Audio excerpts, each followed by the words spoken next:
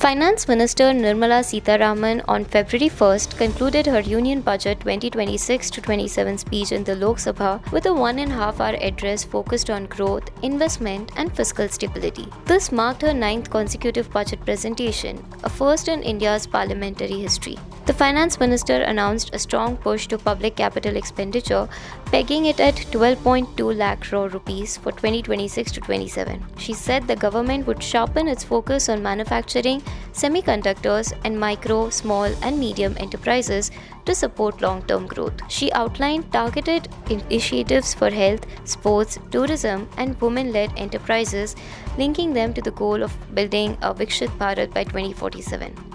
On the tax front, Sitharaman announced that the new Income Tax Act 2025 will come into force from April 1, 2026, replacing the 6-decade-old tax law.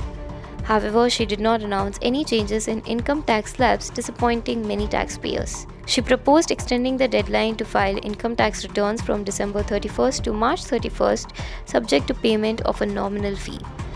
The Finance Minister also announced a reduction in tax collected at source or TCS under the liberalized remittance scheme. The TCS rate for education and medical purposes will be cut from 5% to 2%. The TCS on overseas tour packages will also be reduced to 2% from the earlier 5% and 20%. She further said that interest awarded by the Motor Accident Claims Tribunal to individuals will be exempt from income tax and no TDS will be deducted on such income. Under the new tax regime, income up to 4 lakh rupees will remain tax-free. Income above 24 lakh rupees will continue to attract a 30% tax rate. Tax slabs under the old regime also remain unchanged.